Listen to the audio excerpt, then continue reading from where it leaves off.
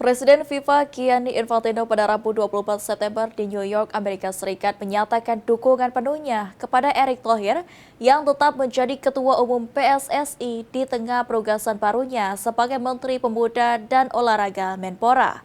Menurutnya, Erick Thohir sosok yang berkompeten dan multi-talenta sehingga diyakini mampu meningkatkan prestasi sepak bola Indonesia di kancah dunia.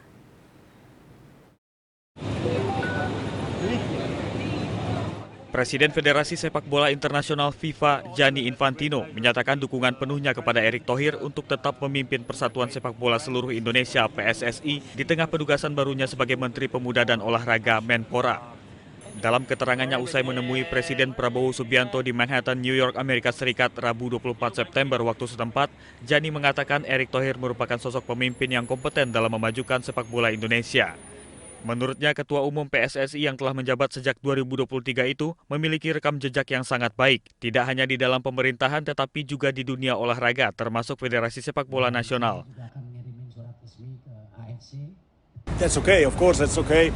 Mr. Erick Thohir has shown already in the past that he is a multi-talent. He can do many things in an excellent way, what he's done in the federation football, what is done in the government, what he will be doing for the sport in Indonesia. Is also a colleague of mine as member of the International Olympic Committee.